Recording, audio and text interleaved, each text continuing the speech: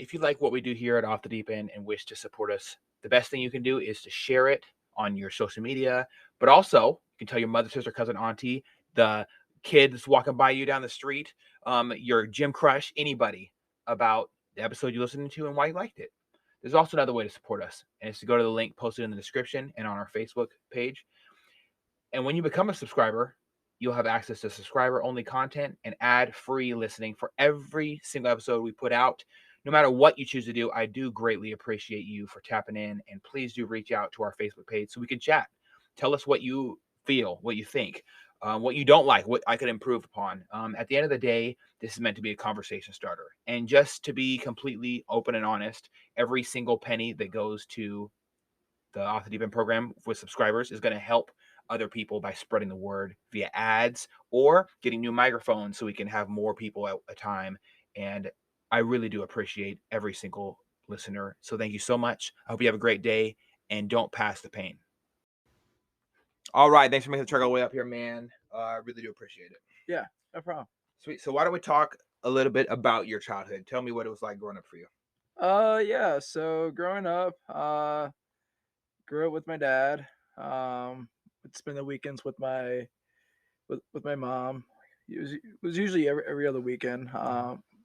My dad traveled a lot too for work, so a lot of times I stayed with my grandmom. So it was always fun though when my dad came back because he did everything he could to give me a good childhood. So other than that, yeah, I mean, pretty normal. Went to public school first, and then from public school went to Catholic school, which was a little bit of a culture shock for me. And it's because everybody there they went through the school system together. So I didn't. There's like a Montessori program, kindergarten, whatever. So they all went through. So they all knew each other. I was a little bit of the outsider. I didn't really care that much. And then my dad would like. I mean, I wasn't doing so hot in school, but I mean, I wasn't failing. And but I had a really good memory, so I could remember. I mean, I could memorize things pretty easily and remember things pretty easily. So school wasn't hard for me. I just didn't really apply myself. Um, then my dad threatened to like send me to military boarding school.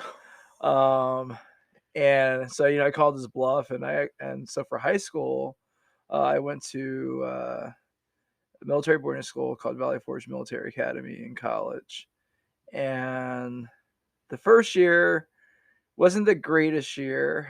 I was hazed by I forget this kid's name. But I was like, I mean, at the time too, like I'm 6'2" now, but when I was like in high school, freshman in high school, I think I was like 5'5", and like I was a little bulbous too, so I was a little rounder. So and I was quiet as well. Like I mean, I was very much an introvert. We freshman year, you have to take the Myers Briggs personality test. And so when I took that, I actually, I was like introverted. It was clear. That was like the one thing that stood out. I was like, I was an introvert. I didn't really talk to anybody. I had a couple of friends in school.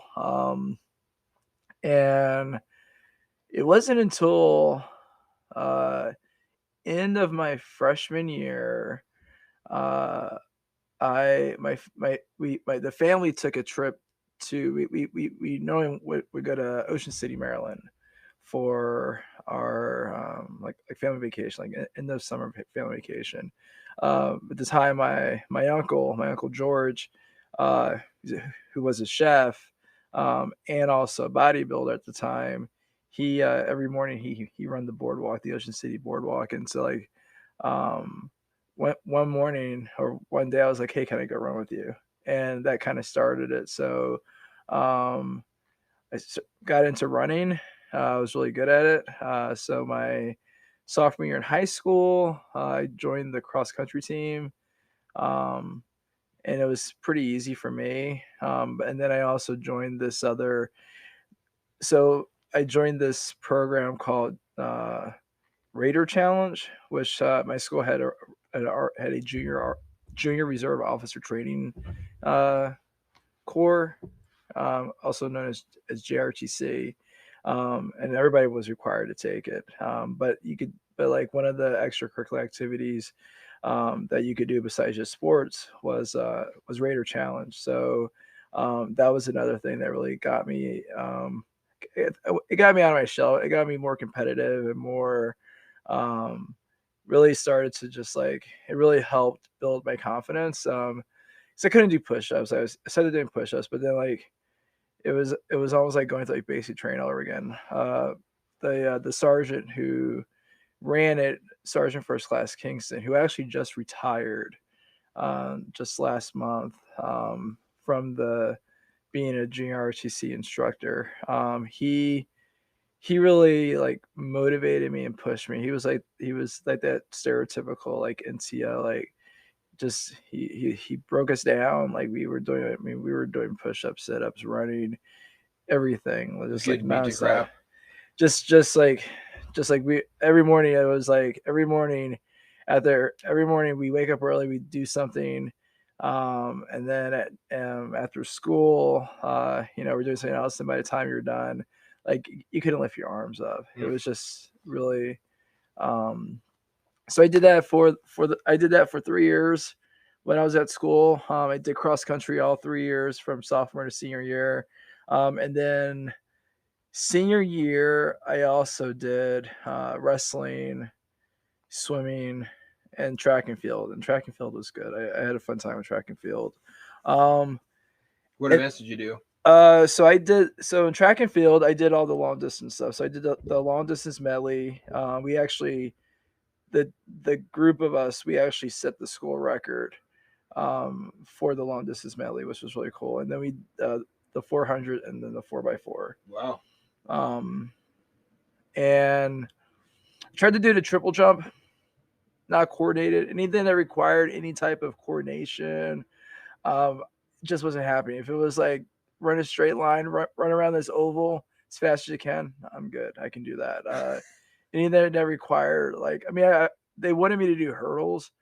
And so like every weekend I would practice on the hurdles, and I just couldn't. I mean, it wasn't that I couldn't do it. I just was like, no, I'm good. And so then college just came, and I didn't really want to go to college, but it was the whole what are you grandparents asking, like, what are you going to do when you graduate high school? Yeah, the common answer, I'm going to go to college. So most people had colleges that they really wanted to go to. We had some guys that wanted to go to the service academies from our school.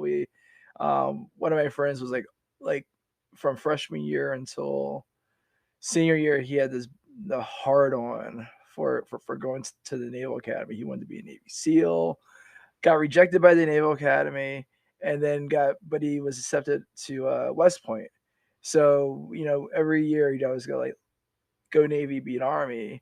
And then when he got rejected by the Naval Academy, but got picked up by West Point, like, so is it still go Navy? He's like, I'm not gonna curse on here, but he's like screw. Oh, you can, yeah. Yeah, it's completely explicit, cool. Yeah, he's like fuck the Navy, go Army. And I was like, so, and then I'll circle back to that later on too. It's pretty funny. Greg he's a good dude. So at the time, I was really big into art, so I was like, I mean, I want to go to a school that has a good art program. So there was one of the best. There's what is it?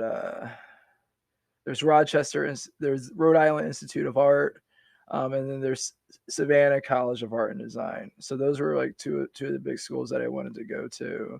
And then because I had like everything, like my portfolio done. I had like all this stuff that I had, like paintings, drawings, stuff that I could send.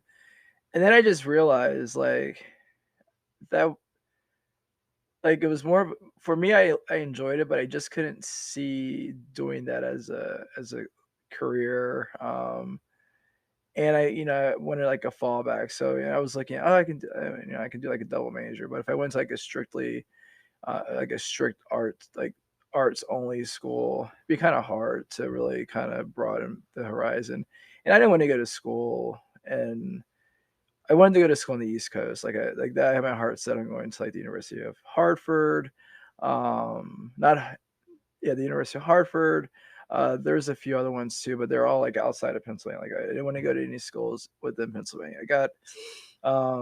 So I just started to apply to colleges. I didn't really know. Like after that, I was like, I'll just apply. So I was like applying to every and any college but I had a criteria. I was lazy. I had a criteria. The application fee could not be more than $25, and it had to be only one page, and that had to be my name, my social, any extracurricular activities, and then my SAT scores, ACT scores. That's all I wanted. I didn't want to have to write an essay. I didn't want to do anything else than just apply, because I just was like, I'm doing this to more or less appease the family. Mm-hmm. It wasn't really for you. You just Yeah, it wasn't. Yeah, college wasn't I didn't have my mindset on college. Um, so it's like almost the end of my senior year, and everybody's bringing in their actually it's Christmas. It's like Christmas time. It's like Christmas break. I'm at home, and there's like this giant envelope um in the mail, and it's addressed to me, and I open it, and it's to Purdue University, and it's like, congratulations, you've got into Purdue University. And I was like, cool. I was like, awesome. I was really excited, but I didn't know why. I was like, I don't even, it's like, I was like, first of all, where's Purdue? Two, I don't remember applying to this school. And three, where's Purdue? Uh, and I called my dad. I was like, hey, Dad, I got into Purdue. My dad's like, what? He's like, you just applied last week. He didn't believe it. And I was like, no. I'm like, Dad, I'm reading you. Here's the acceptance letter, blah, blah, blah. And he's like, okay. He's like, all right. So he comes home and he's like, let me see that, because he still didn't believe me because it just got accepted so quickly that and then because I wanted at the time too, I still wanted to do I wanted to do ROTC. I didn't want to go to service academy.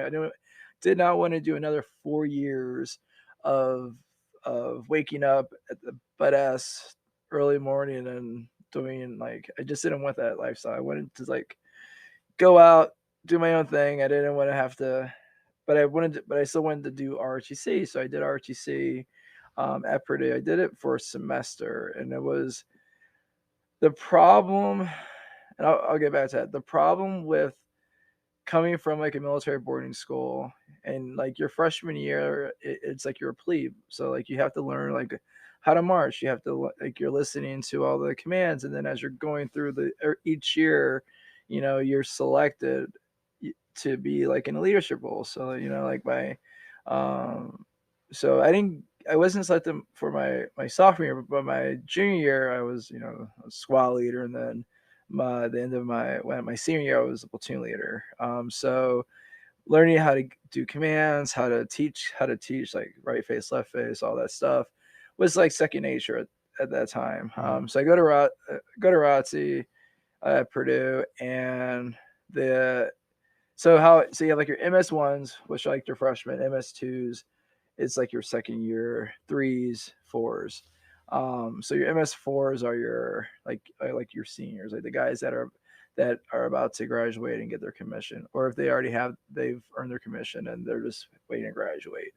So, and these guys like the gung ho, like, because they've been through basic training, not basic training, but they've done everything. They're in shape, blah blah. So I was like, I want to do well. Like I wanted to like do really well, because that was me. I was competitive. Whatever. And what was it? So like the first PT test we took, like I maxed out on that. I beat the senior guys. Like, and one of the guys was supposed to be like their like fastest runner, and I just blew by him. And then I did Raider Challenge, and like one of the first things was that we had to do like this I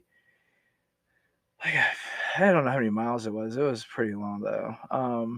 But it's like starts like middle of the fucking night, and you're pretty much just running around the campus. And so like I just took my time. Everybody else is like trying to dart off and speed. Like we got these heavy ass rocks and everything else. And like I'm just like trying along, blah blah blah blah. And then like at the end, this guy, I guess he wanted to be like army, like I think he wanted to be infantry, but he was like one of those guys that was like just too into it that probably wasn't really going to be an infantry. But anyway, so he boot camp Bobby. Yeah, boot camp Bobby. Yeah, pretty much. Had like the shaved head and everything, like the high, super high and tight with like the really thin landing strip. Yeah, we call him Joe Navy. Yeah. So he was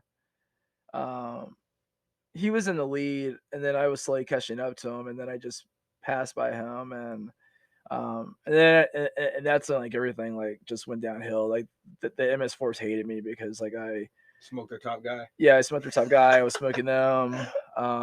But I wasn't like arrogant about any of it. I was like, like they're teaching us how to do like right face, left face. I was like, all right, cool. Like I know how to do it, but like they're teaching us how to do it. This is what they're supposed to be doing. So, you lead, I'll follow. Mm-hmm. And like the one rope bridge, all that stuff. Like, and I knew how to do a lot of that. And I was just like, so like when they're showing me, I'm like, I wasn't being arrogant or cocky about it. I was just watching. And I just, just follow through. But I was like, this can't be how the military really is. Like, this can't be. And that leads me to, so when I joined the military, I joined the military, my sophomore year, because I was, my grades sucked. I wasn't happy at Purdue. Purdue was a culture shock for me. Like in Indiana, when you're from the city, and you're so used to like a melting pot of seeing like everybody and anybody and the good food, it was a culture shock for me, and I wasn't really having a good time. So and I was just like I was depressed. I was like, this is boring. I don't want to do this anymore. And then I saw a commercial, like an Army commercial, like, hey, we'll pay for your costume. Okay, maybe this is what I need. Maybe I just need like a break, do this. So I filled the little thing out online, got a call from a recruiter, and I did all the paperwork. Well, it's kind of funny too, because like when I was younger, I looked really innocent, and there was all these assumptions. There was like, okay, they're like, you don't do drugs, and I was like, I mean, they just said I don't do drugs. Like, all right, cool, I don't do drugs. And I didn't. I mean, I did. Like I smoked pot, but I think who hasn't smoked pot before? Yeah. But I smoked pot like right before, like maybe like 2 days before I went to the recruiter. So I think that was kind of, because he just looked at me. He's like filling this thing out. He looks at me. He's like, yeah, no, he's good. Like it was like the face he made. I remember it. It's like one of those things like this kid's like a goody tissue, whatever like that. But anyway, so he's like, hey, we'll pick you up next week to take you to MEP so you can do like the enlistment and everything else. And I was like, cool.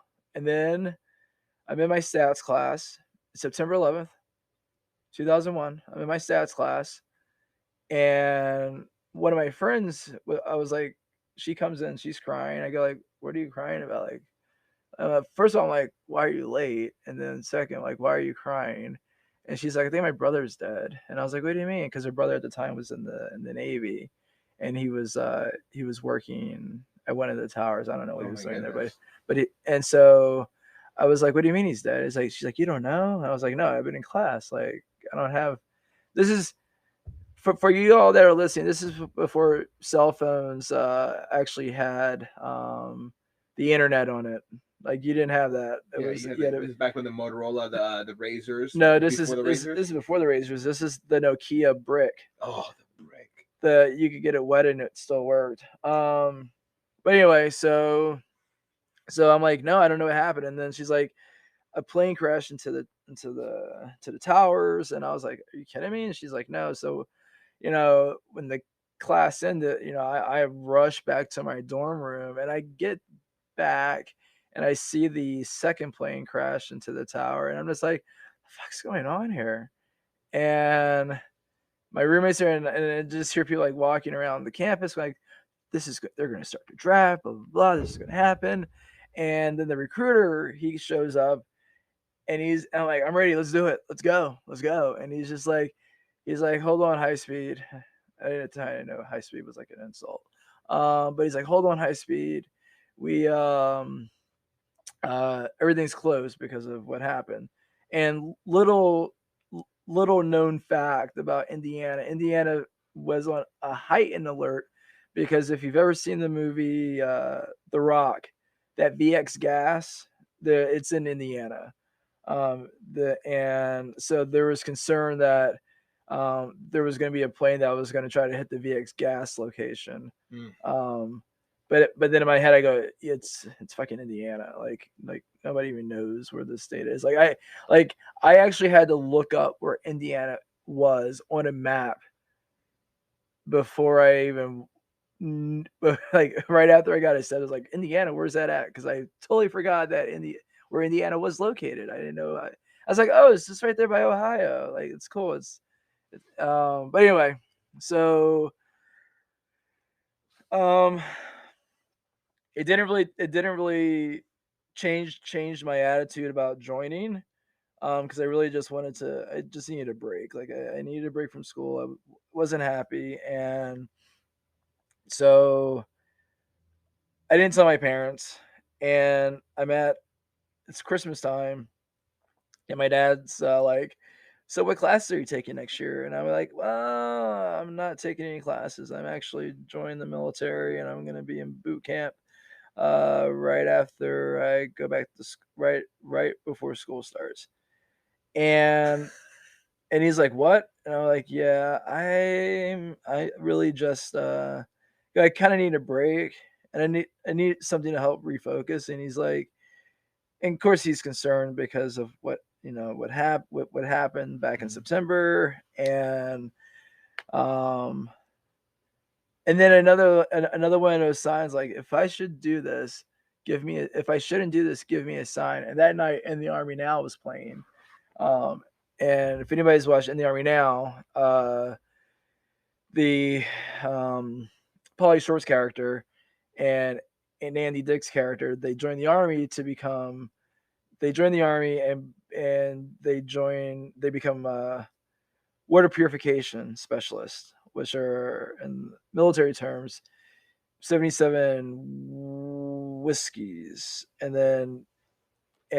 that the whole thing is like, you need water, so they're always going to deploy because whatever. So my MOS, I was a 77 Foxtrot, which is a petroleum supply specialist. So I, fueler.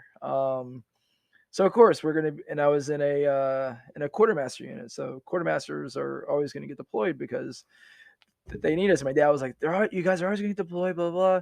I go, Dad, so they have the basic training, AIT. But he's like, I was like, I don't think I'm going to get deployed, whatever. So Christmas ends. I go back to Indiana.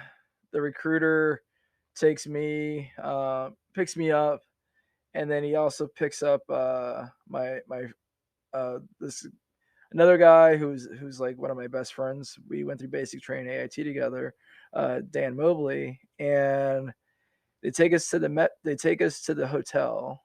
They take us to MEPS, and then we do all the rest of the paperwork at MEPS, and then they take us to the hotel.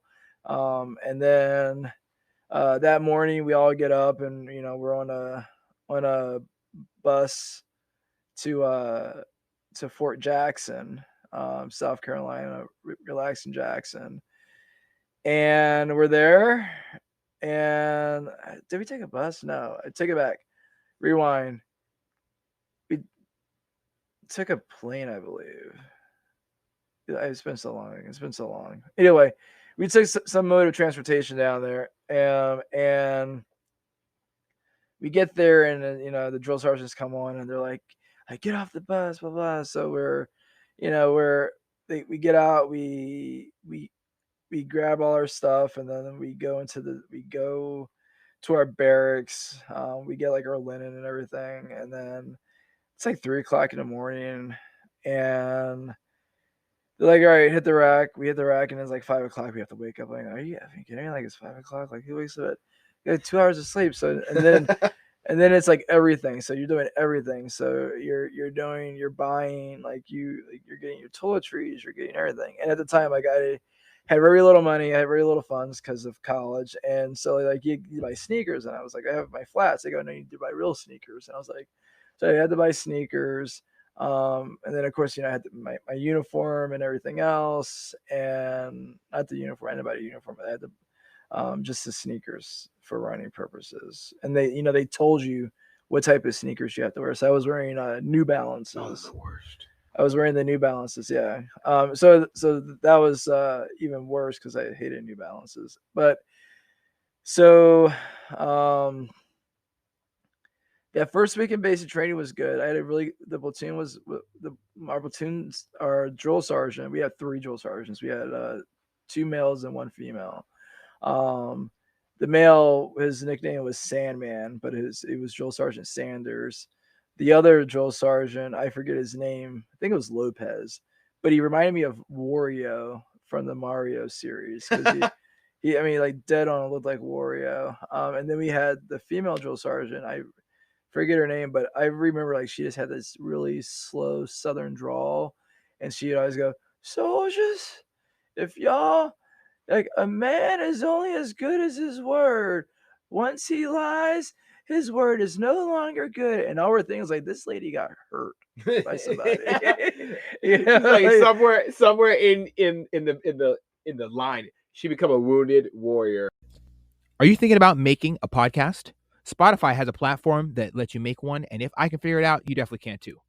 You can create your own content all in one place for free with 0 hangups and even earn money as soon as you get started. Spotify lets you record and edit episodes from your phone or computer so you can go mobile, just like I enjoy to do. My favorite thing about it is that you can create video episodes if you wish and upload them to wherever podcasts are heard. You can even set up subscriptions or, if you're like me, listener support options for listeners to help you grow. I 10 out of 10 recommend the Spotify for Podcasters app. Or, why don't you just step over to www.spotify.com/podcasters to get started on your own podcast. Yeah. And so that was like her thing, but she was a beast when it came to PT. She smoked the shit out of us. What was the worst form? Because I hated the shoulder circles. Wasn't the shoulder circle. She was like really big into like ab workouts. So like when it came to abs, we do like a 5-minute ab workout, and then she's like, all right, soldiers, lift yourselves up a little bit, lower it down slowly, and we're just like the entire body time shaking. Attention. Yeah, yeah. You're There's just like no more shaking. juice in the tank. You're dying. I mean, you're just like, this sucks so much. Cowboy Summer's over, or Fat Boy Winter's over, dude. Oh yeah, Fat Boy Sitter's over. But that was the thing. Like I wasn't even like I was already. I mean, I was already skinny. I was like 164. And it was just weird. I mean, like it was just like we did that all the time, and then at night, we had to drink like a shit ton. We had to drink our canteen full of water, and it's like, ain't no weather like the South Carolina. The South Carolina weather is crazy, and then we chug our water. So we had in we had a very interesting platoon. I'll say that. We had this guy, God, what was his name? Coleman. I'll never forget. His name was Coleman. He's the only person that stands out from the platoon because this dude was he was a character. One night he got so pissed off at the drill sergeants. He's like, "You said we wouldn't be mistreated. You said we wouldn't be mistreated." And he threw his canteen at the drill sergeants. And Oh my god. but he couldn't throw, so we thought he kicked it because it only went like a at minimum like half a foot in front of him. And we're like, did he throw that or kick that? So, but anyway, the female drill sergeant walks up to him. She's like, "You better pick that up." And he's like, "No." And I'm thinking, and in my mind, I'm thinking major pain. Like she's gonna go full major pain on him. Like, What? and then yeah, watch it exactly. Watch the V, watch me, or just like snap him in the fucking neck. Yeah. That did not happen. Oh, Didn't happen. It would have been great though. What did not happen? But he wound up. I forget. Anyway, so that was a funny incident that happened. And then we had another one. She was an older female, and she was Asian. And we're in the classroom, and the female drill sergeant is like going off on all of us, and then she looks at the one at this soldier, and she's like, "And I'm tired of you always blah blah blah." And then she stands up and she goes, "Drill sergeant, I think you're having a bad day."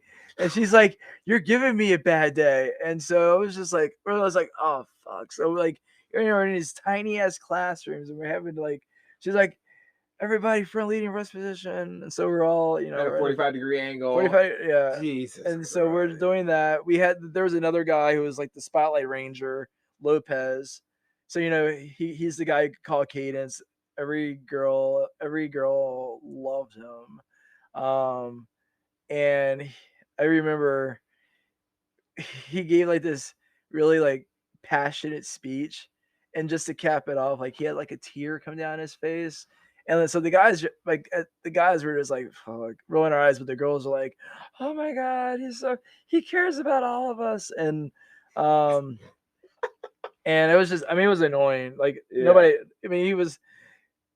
people liked him. I think he did win. I think he won like Soldier of the Month or something like that while he was there. So he won something. He won something there because whatever. But anyway, so he would always call the same cadence because he had that voice. He had that. Only certain people can sing, truly can sing, and other people can't sing at all. Yeah, they just like shout it out. Yeah, I can't sing. I could shout it out, but I couldn't sing. And I didn't really care. I was like, I don't really care about calling cadence. Yeah, that's not my thing. But anyway, so my friend Dan, we're there. He's there too. We become really, really good friends. And then we graduate. We graduate basic training, and we're now we're no longer civilians, or we're now privates, as the one drills, as the war drill sergeant Lopez would say, he would call us. He's like, "You're not even soldiers yet. You're still civilians.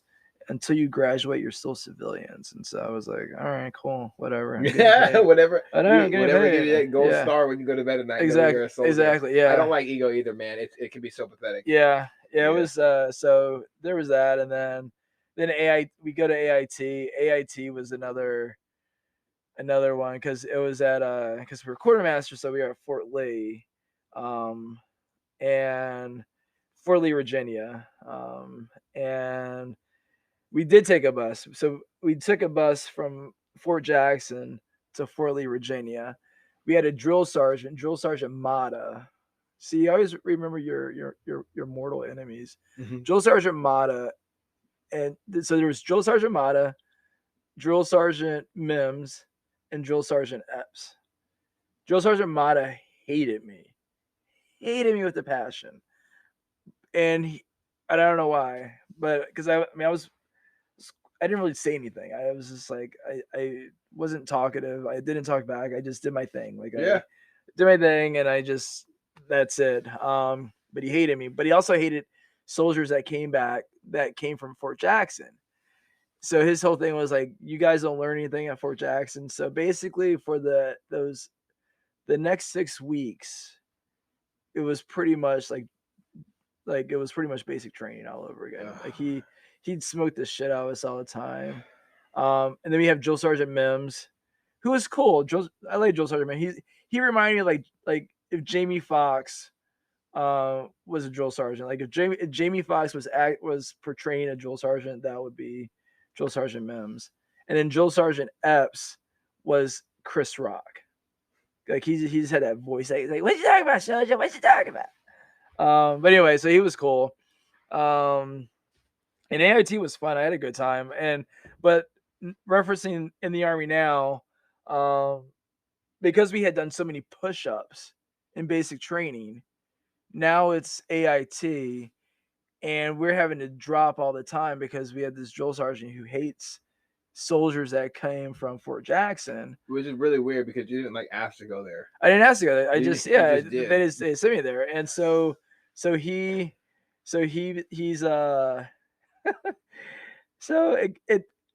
it was almost like in the Army now. It's like drop, and I'm just going. I'm just like, and they're like, and they're like, you must have done a lot of push-ups while you're in basic. I was like, only because I had to. Only because I had to. Because I was like, our drill sergeants didn't like us either. So it was just like, it was just constant. It was just, it was we're just doing push-ups all the time. And I was like being dropped. And there was this one of the instructors, him and I, we always joke and whatnot. And he's like, push-up contest, let's go. And it's like, I drop and go with him, and then I just smoke him. And then he's like, it's because you're young. I was like, okay. Of course. I was like, okay. I had RDC try to challenge me when we were running. And he's like, I'll smoke the shit out of all of you. And I stepped forward and said, not me. Yeah. And I absolutely beat him. Yeah. So it is what it is. Did I almost die in the process? Because like right after you get your first tons of injections and you're sicker than Jesus. Yeah. Right before he walked on water, right before he was like, I'm about to do something sick as fuck. Watch this. Walking on water today, bitch. That is how sick I was. I was like coughing up my lungs while sprinting, and he was right on my ass the whole time. But he didn't catch me. Is what it is. That's funny. Everybody has to get stood up sometimes. Yeah. So. Well, that's what. So when I ran in the A group, and we had this platoon leader, which is almost so foreshadowing. But we had the platoon leader who was he run with us in the A group because he was a cross country guy, and so there's always this part of the run where they just go, you guys can go. Yeah, gas it at the end. Yeah, just go. And so we're all going, and nobody's passing the lieutenant, and he's going all out too. I'm like, fuck this. And I pass the lieutenant, and then like when they go, all right, back in formation, they're like, hey, you can't pass the lieutenant. The drill sergeant said you can't pass the lieutenant. Like he's you can never pass. And I was like, what do you mean? Like he was running slow, and I got these legs like to stretch out when they run, and but anyway, so I was like, cool. So AIT, I graduate AIT, and I go to my unit. So my unit is I'm in the reserves. I go back to my unit in Indiana. I restart college back up again too. So I start college up again. And everything that I thought everything that I thought ROTC wasn't. I thought I thought basic training. I thought being in the Army would be like not being in ROTC. I thought ROTC was I thought ROTC was like, oh, this isn't the real Army. Mm-hmm. So then I go to real Army. I'm in the reserves, which is so. I mean, a lot of people will say that's not real Army because you're only doing it on the weekend, and it kind of was that, but it was like it's almost like a sitcom, like a comedy, because you get there and the unit was great. Like everybody's awesome. I have friends, so we're all still best of buds. But it's like um you're fresh out of basic training, you're fresh out of AIT. That first PT test, you're just like you're a stud. You're going at it. And so like I was told that I got disqualified from my push-ups because I was going so fast, my hands were coming off the ground. So I had to do it over again. I didn't fail the PT test, but I had to do it over again. Which was annoying. Yeah. But You're tired. You're already tired at this point. I wasn't really tired. I was just like I just knocked out these push-ups. But anyway, so I'm in the unit, the 2-and-I quartermaster. My platoon sergeant is Sergeant Sergeant Shields, and she's really cool. And then we have the time we were like our company commander at the time was the first sergeant. I was a company commander. Then we got a CW4, this old Vietnam veteran CW4 guy. I don't know if he was Vietnam or Korea, but he was old. And he was cool. But then when our unit got activated, so we're doing all our stuff, and we're doing AIT, we're doing our drills and AIT and AT, and then right after Christmas, we get I'm like walking back, so I'm in college, completed my first semester back in college in the summer, fall time, and then now I'm getting ready for my winter classes. I'm in my winter classes, and like one weekend, one of my friends was having a party, so we went to this party, and I'm walking back, and I had my cell phone. I left my cell phone at my house, at my place, at my apartment, because at the time people didn't carry their cell phones around. Like I left it there because like I don't need it all the time. But when I get back, there's like 12 missed phone calls, like 6 voicemails, and so like listen to the voicemails, and it's my platoon sergeant, Sergeant Shields, saying, "Hey Gaskins, hey Specialist Gaskins, this is Sergeant Shields. Our unit's been activated. We report Monday to the field house, and then from there, we start getting ready." So, like my family, all my family is back in Philly. So like all my stuff, I'm like, I don't know what to do with my stuff.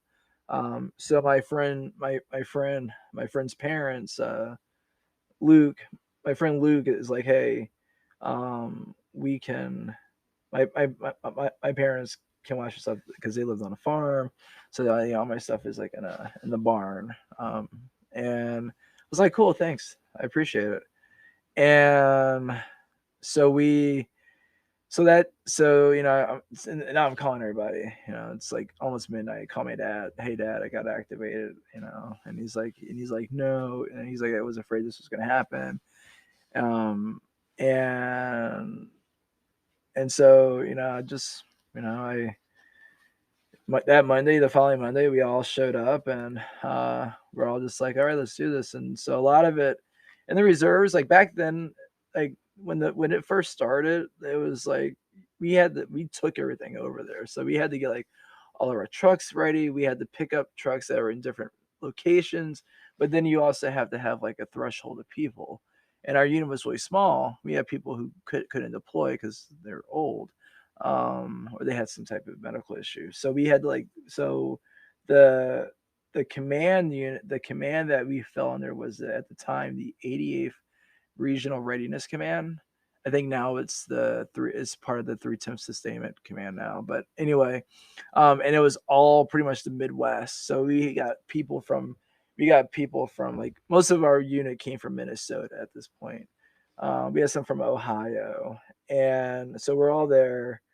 And then our MOB site was Fort Knox, and this is like all the active duty people pretty much are deployed. Mm-hmm. And so the National Guard folks are the ones who are kind of like running the bases now. And that was also when you had like the flags, like you had the flag that was going forward and the flag that was facing back. That was causing confusion because it's like, which one is the deployment flag? Which one should I wear? Is this one I'm supposed to be wearing? Because I don't know if you like back in 2002, there was 2 American flags. There was an American flag going forward. There was an American flag going back. The one that going back meant that you were staying stateside. The one that was going forward meant that you were going forward into battle. Air quote battle. So we're at Knox. We're at Fort Knox. It sucks. But we're having a good time because we're all friends. We're all having a good time. We're all just laughing and whatnot. And then we were there for about maybe,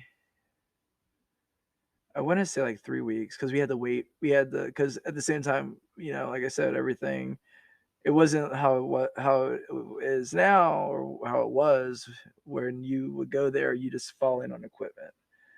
So we had to ship everything. So all of our equipment we had to ship. So we had to get it ready for transportation, had to get it ready to be loaded onto the boats. And then we got on a plane. So we got on a plane. We got on a plane. The plane took us because we had to drive. So we drove from Indiana to Fort Knox, Kentucky, and then we went to we were there for about 3 weeks, and then we all hopped on a plane, and then we stopped in Shannon, Ireland.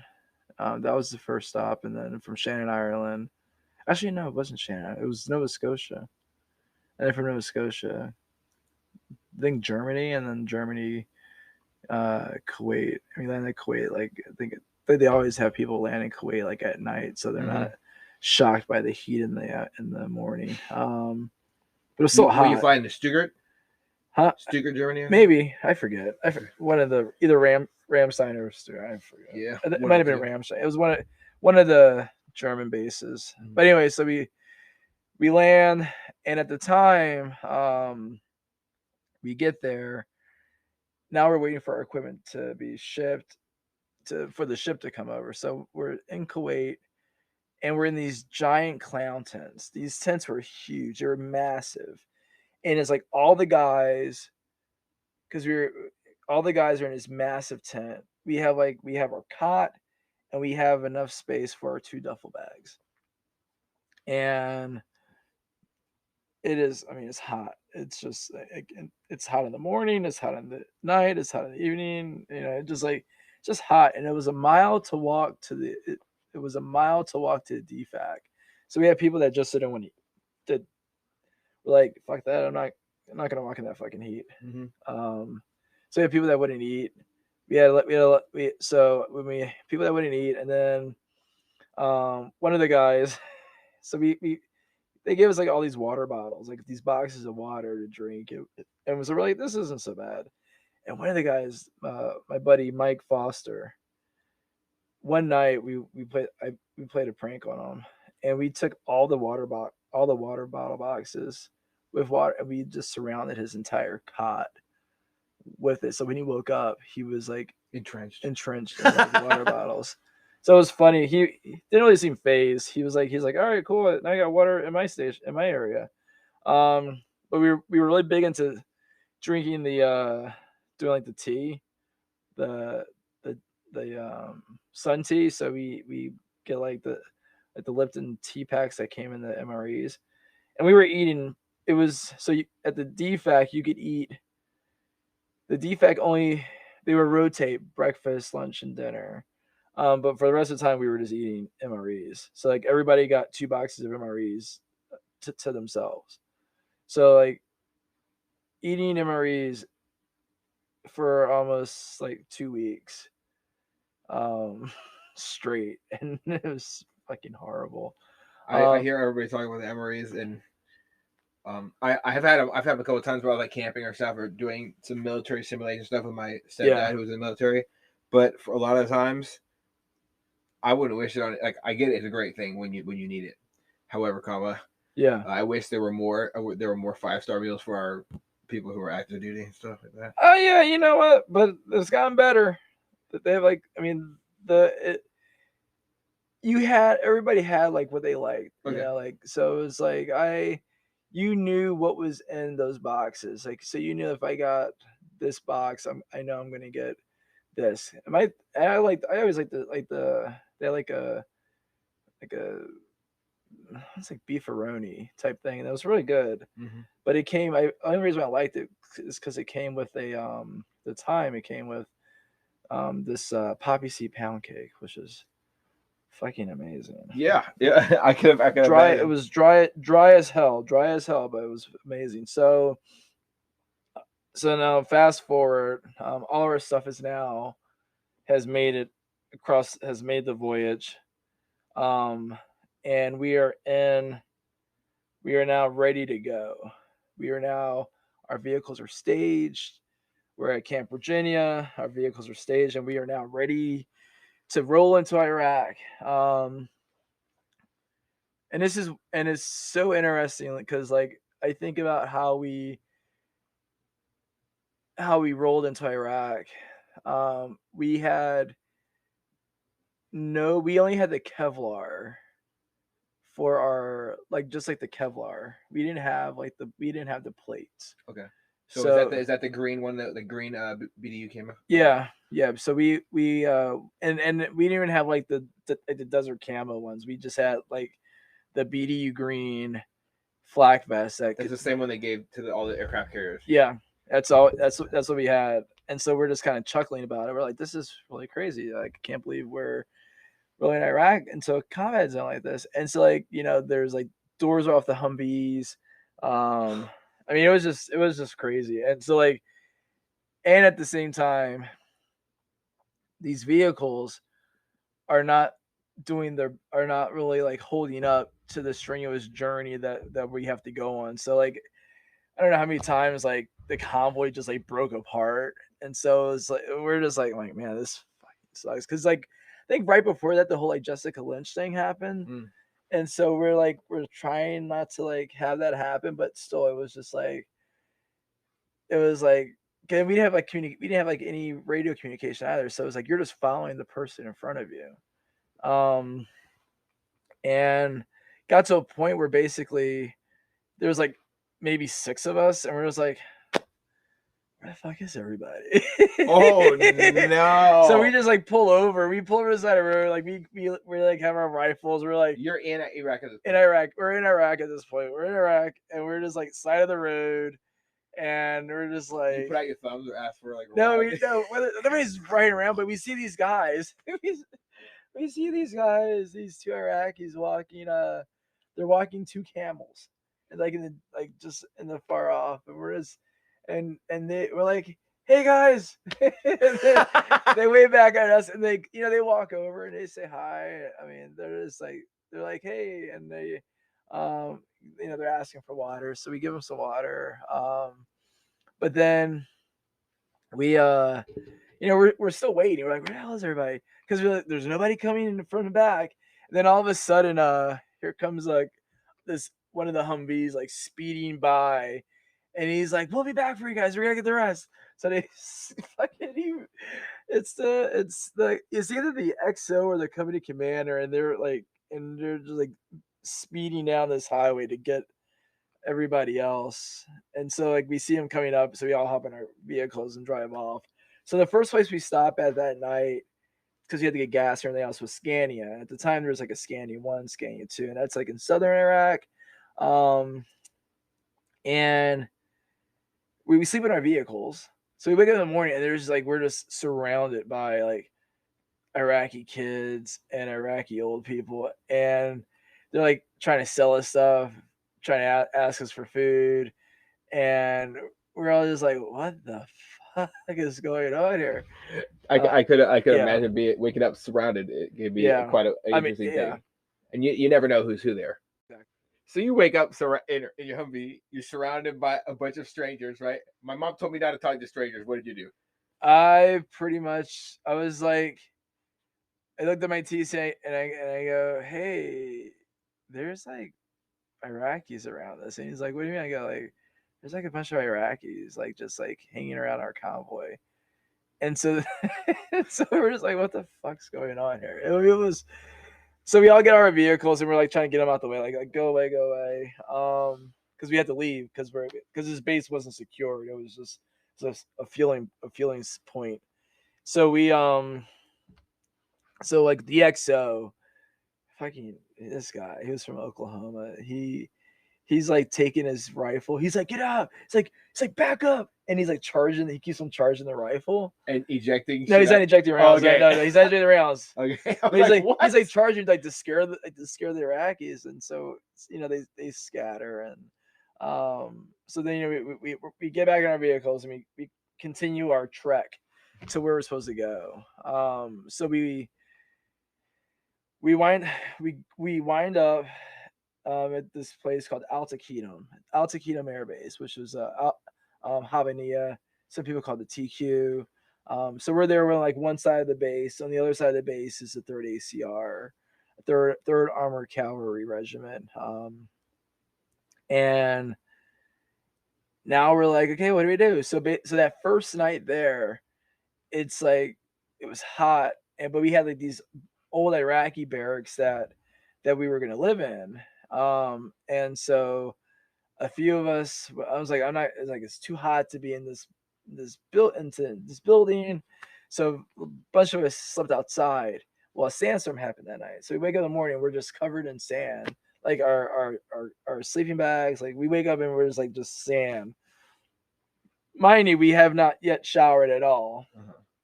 And I don't think nobody really showered. Like we didn't have baby wipes. I forget what we did. We just kind of like whatever we had with us was kind of like what we used. But anyway, so we're there, we're having a good time, and then the 3rd ACR is moving to another location, but they need water purifiers. So a section of the water platoon goes with them, and I go with them too as a feeler because they need somebody who knows feel. So I go with them. So we're in Ramadi with the 3rd ACR, and like just right outside of Ramadi, and it wasn't bad. I mean, it was just like it was cool because we get there, we were at this. We basically live in a pool house.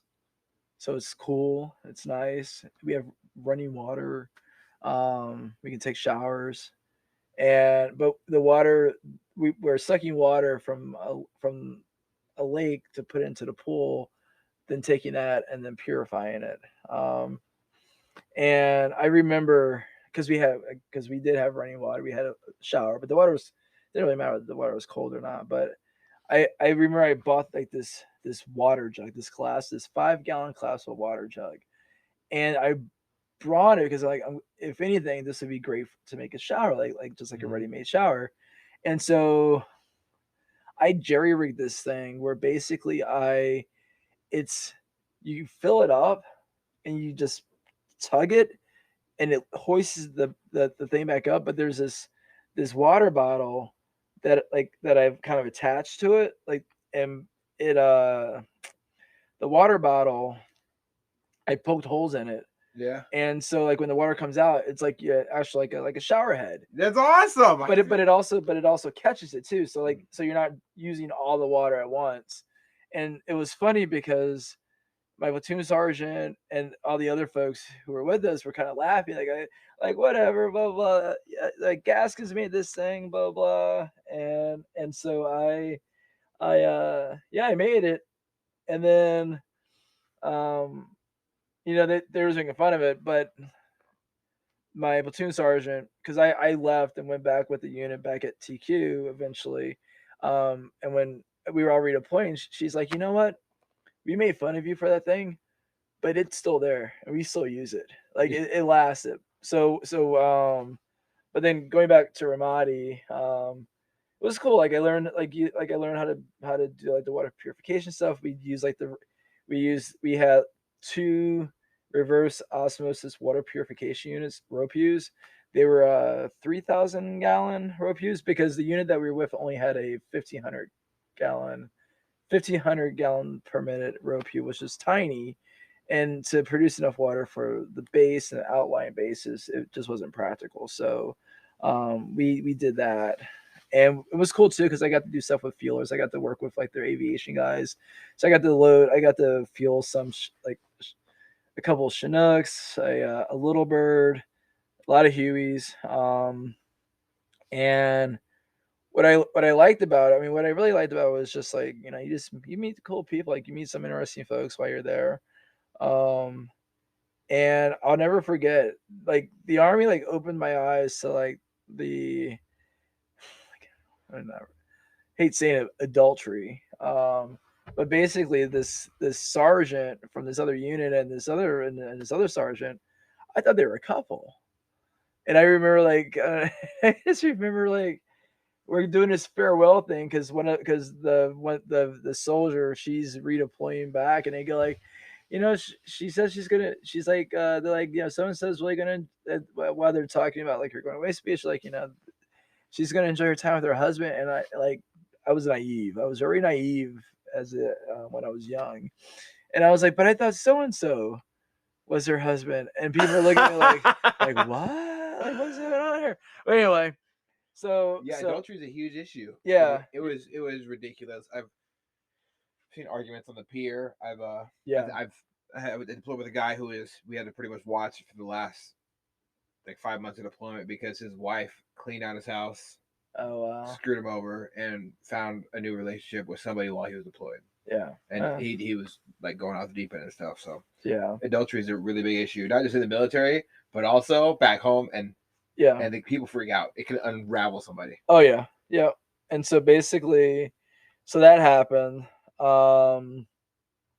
and so I went back to TQ, and then we were just doing convoys all the time. But my friends were kind of ragging me because where I was at, we had like a functional dining facility. So they were like I bet you you're missing the warm defect food back there. I was like, not really. I go, let's go hang out with you guys here. So because we spend all the time just at the fuel farm. Like we have rotations. We do half a day there, and then the next crew come in and switch out. So we we had I was like, man, I want to record this stuff. So I bought a video camera. I bought a like this little camcorder thing. So I get this camcorder and I bought like a bunch of tapes. I have so many tapes. And I was like recording everything. And then we got to like doing like videos. I'm like, we should do like a Jackass video. So we're doing like stupid stuff. Like we're doing like stupid stuff, but we're also like doing like funny things. We did this like MTV Cribs type thing where we basically like walk around. So we have my friend Dustin. It was Dustin and Luke, and he's like, we're gonna show you around. He's like, we're gonna show you what it's like to be deployed and live in blowing out Iraqis barrack. He's like, welcome to our cribs. He's like, when you watch TV, you see all the gangsters and all the rich people open up their fridge and they have like all the Cristal and everything and all the champagne. He's like, here's our fridge, water. So he's like, you can't beat that. That is cold water.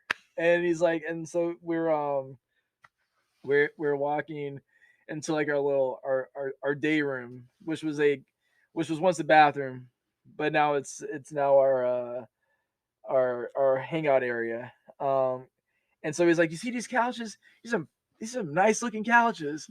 And he's like, you probably wonder where we got those from.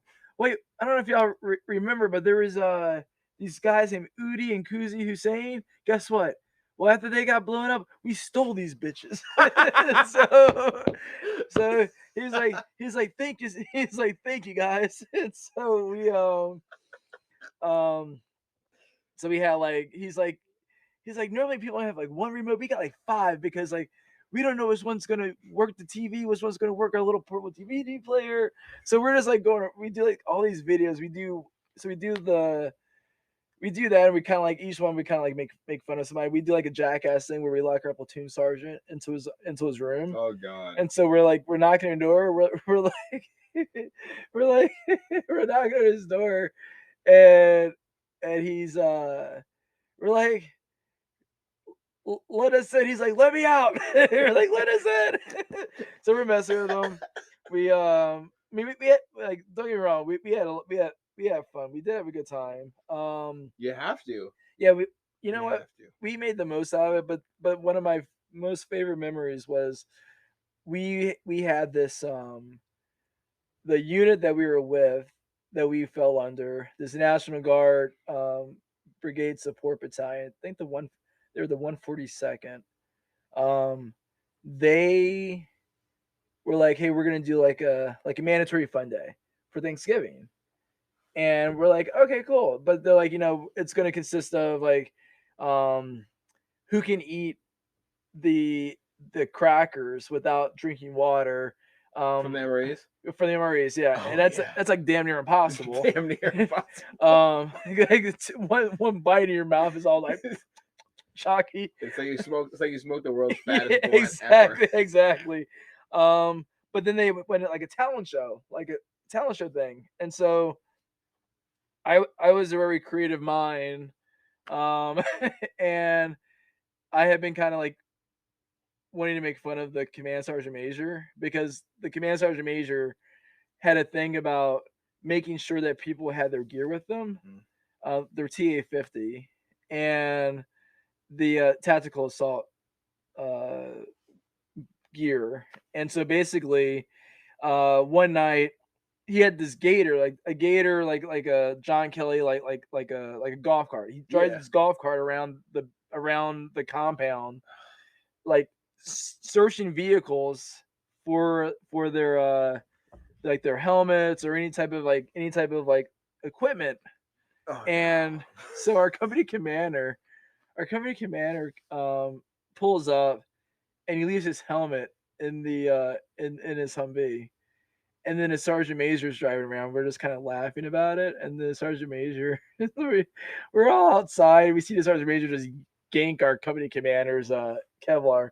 And so, like, when our company commander comes out, like a few minutes later, sergeant major, like, long gone. Company commander comes out, and he's like, "Where's my Kevlar?" Like, oh, the sergeant major took it. he had to go to ask the sergeant. So you see these lights from like the sergeant major's car kind of coming closer, and he's like, "Hey, sergeant major, give me back my damn Kevlar." So he's like, "Well, sir, I do the same with the Joes. You got to keep your gear on you at all times." And he fucking so then I was like, at that point I was like, this is the song. This is like a song. We have to do the song.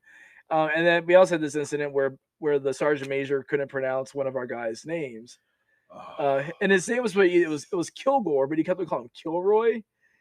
And so what we did is the first sergeant's like, "Hey, I heard you wrote a musical about the sergeant major." I was like, "Yeah, it's pretty funny." He's like, "Let me hear it." And so I was like, "Well, it's still a work in progress, but I guarantee it's going to be good. It's not going to be like insulting the sergeant major too much."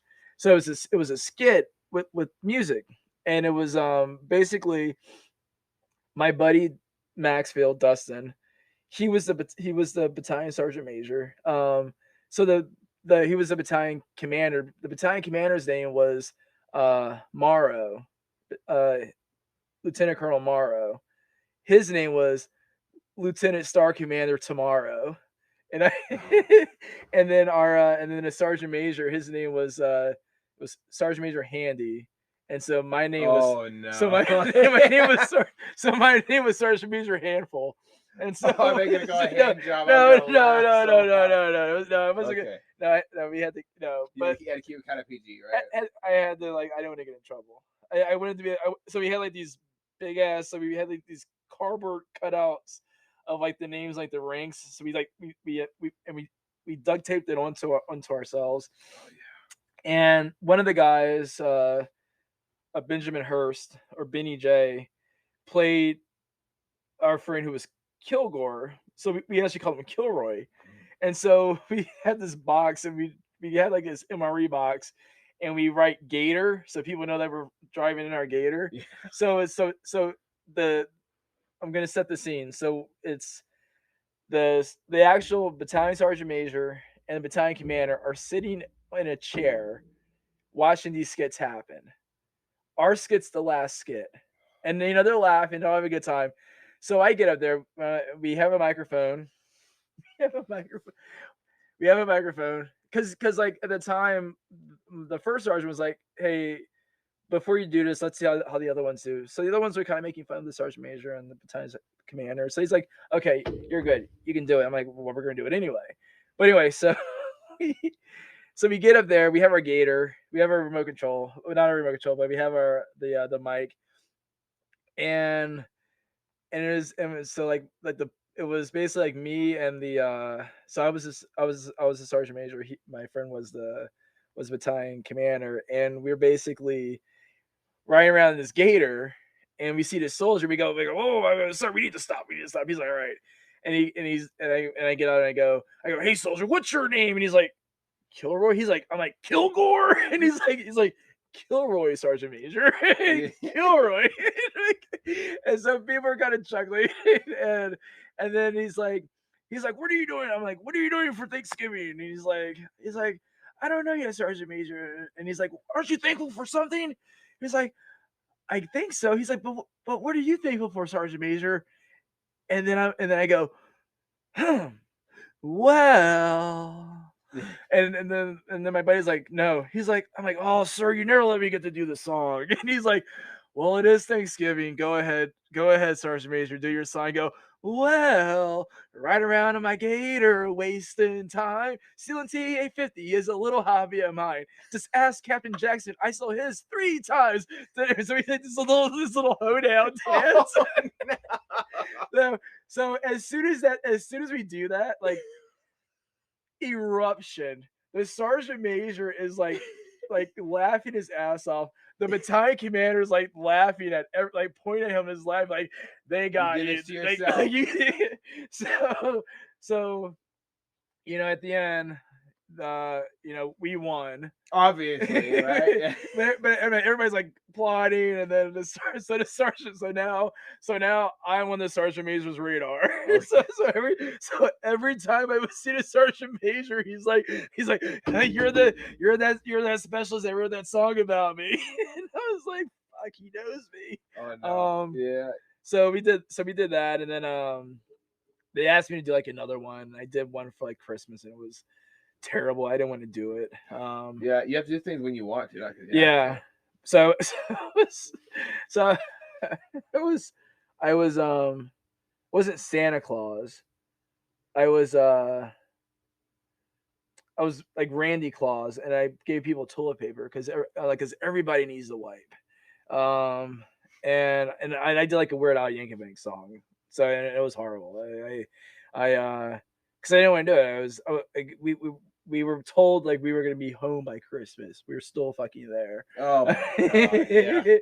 But anyway, that'll do it. Yeah. So Christmas ends, and people are starting to go home for like leave and everything. And my friend Luke, one of our friends, Martinez, he and his wife was expecting, and so he gave up his spot to go home. So this guy, so Martinez could go home, and that was it was Christmas time, and then New Year's rolls along, and we're getting ready for another convoy, and one of our friends, Henderson, we called him the Godfather because he was the oldest one. We all had a nickname. Like I was the Joker, Dustin was the Weasel, Dan was Dan the Man. You had Brandon Wethington, who was a squirrel because he got a hernia, and he had to but we called it we made fun of him in fact because hey, did you lose your nut? So we called him the squirrel because he was always looking for his nuts. And we had Chris Levercoon, Coon Dog. Luke Fritz was Luke Mongo Fritz because he was just behemoth. And who else? Yeah, that was pretty much like the group. And we had Dave the Captain Meyer. He was our squad. He was our team leader. He was a sergeant. He was a little tiny dude. He was maybe like 4'11". I'm lying. He was taller. He was 5'1". No, wait, 5'5".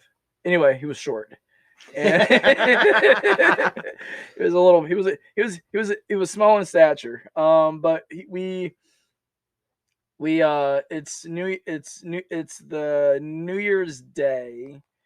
Henderson and I think it was Henderson and Chris Leverkusen, and I think they had tried to jump. No, it was Chris Henderson and Bogle, Richard Bogle. We didn't have a name for him. We just called him Richard Bogle. We just called him Bogle. But anyway, so they tried to jump one of the fuel berms with the 5-ton truck, and they got stuck.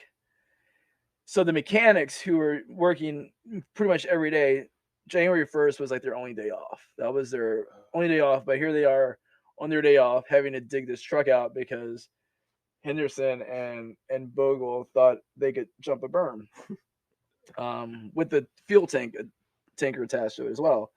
So so the next day, so we're getting ready for a convoy. And Dustin, he'd always put together the convoy list, and it was almost like foreshadowing, foretelling. But Luke had mentioned how he didn't want to do any more convoys because he felt like he was doing a lot of convoys. He's like, I don't want to do any more. I want this to be my last convoy. And we're like, all right. He's like, cool, man, no problem. Dustin was okay with that. So we get in our vehicles, we line up. Luke is having a problem. Luke and Chris are having a problem. Chris Leverkusen are having a problem getting the air to flow to release the brakes on their tanker. Dan Mobley and myself, we hooked up everything and got all the lines hooked up the night before. So we took off. So we took off and we became like the lead truck. When in reality, Chris Leverkusen and Luke Friss were supposed to be the lead, and we were supposed to be in their position. But it was just because they couldn't get the truck started. No use of, we're like, hey, you snooze, you lose. We're in the front. And so we always had an escort, and the route was usually always cleared for us. And the escort was really weird because we was like, hey, if anything happens, guys, let's like stay focused, keep to the mission, and let's do what we've been trained to do. And so we did that. And typically, like, the trip was always broken up. So we take off because we always had to go like a back route, like a really long back route to avoid like going directly into the city. So we. And what city was that?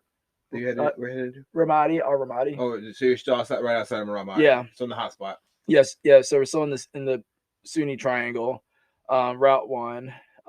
So we take this back road, and we typically would stop for like a pee break, because it's like almost like a 3-hour trek, just taking that back route. And so we stop, and we're all just kind of laughing, and I I asked Luke, I was like, hey man, do you want to switch? Do you want to be in the lead? And I'll be with Chris. And he's like, no man, I'm good. But we're all just pissing on the tires. We're all just talking like if you can imagine like 6 soldiers just standing on a side of a road just pissing. Yeah.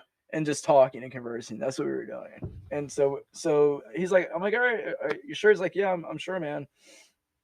And I go, all right, cool. So we mount back up, we get back in our vehicles, we roll off. And it was so weird because I was driving, because at the time Dan was driving, but now I was driving.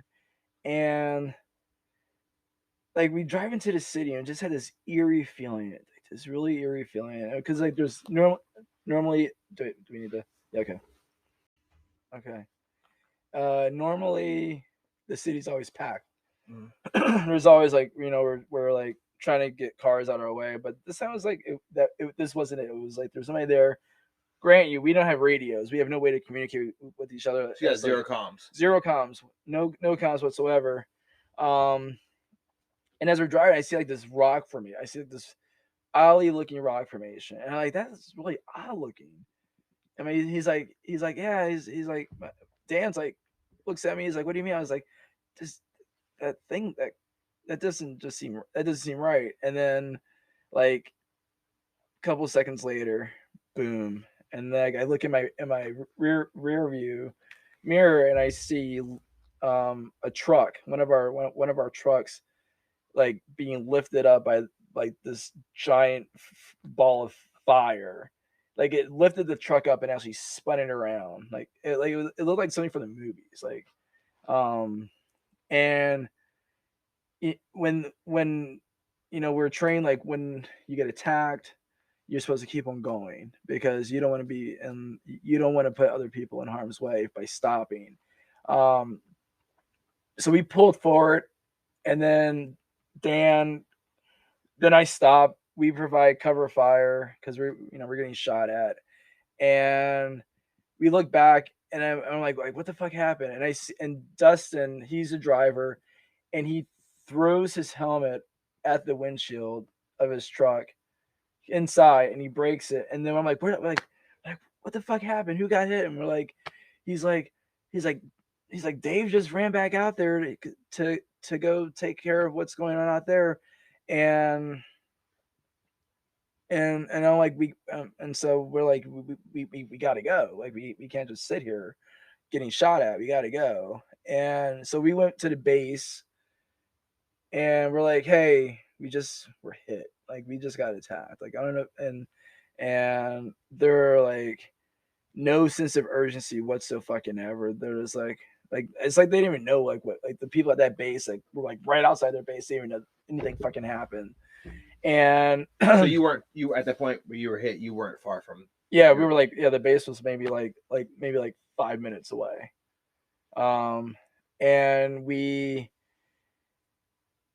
so Dan, Dustin, and myself, we keep on going, and we're like, who was hit? We didn't know who was hit. We didn't know if it was Chris and Luke, or if it was Brandon and Chris Henderson. And we get there, so we get to the base, and the next thing you know, like we see Dave, he's coming out, and Brandon, we're like, where's Chris and where's everybody else? And he's like, I think Chris got hit. Like he's like, Henderson got hit. What do you mean you got hit? Like we don't know. Like we don't know if it was a round or just shrapnel, but he got hit by something because his arm. He's like, his arm just, he couldn't move his arm. He's like, I can't move my arm. And so we're there at the base, and still no sign of like Henderson, the Godfather, Coondog, Christopher Coondog, and Luke Mongo Fritz. All of a sudden, here they come, but they're in an ambulance. They're like in a medical Humvee. So they're pulling everybody out, and we're like, "Where's Luke? Where's Luke?" And where's everybody? So we see Chris, we see Coondog, and then we see Luke, and it's just like he is just burnt, like black, just burnt. And yeah, we're all crying because it's just like, the fuck, like what the fuck just happened, and just trying to make sense of it, and then it's like we see them load Chris the Godfather, Chris Coondog, and then Luke into the Humvee, into the medical Humvee, to take to the medevac helicopter. And that was the last time, the Luke, with what little energy he had, he's like, hey, I'm good, guys. But it was the worst because he was hurt the worst because all the doctors, everybody, like, it was just a crowd around him in the at the medical tent. So um so January 2nd um was a, to say the least, a shit day. It wasn't the best day. And so we go, we decide to go back to the base just to be with our people. And I get in my truck with Dan, and we're still pissed off about everything. And all of a sudden, like, the axle on my truck breaks. On the truck breaks. So now we're in one of the Humvees. Now we had to switch and go into one of the Humvees. So I'm in the Humvee with one of our escorts, and one of the guys who's supposed to be like watching, protecting, and watching and keeping an eye on stuff, he's fucking asleep. So like I'm like, dude, wake the fuck up! Like, are you not like, do you not realize what just the fuck happened? Like, wake the fuck up! And and so we get back to the base. We had to do like a after action review about what happened, and we everybody's pretty much upset. Everybody's upset. We're getting updates like next day, like we're getting updates, but they're, at the time, like, the phone lines are shut down. And Yeah, because it was an attack. It was an attack. Yeah. And so we have a satellite phone. So they let us call home. They let us, who were in the convoy, call home. And I just remember calling my dad and telling him, please tell the first I'm sorry.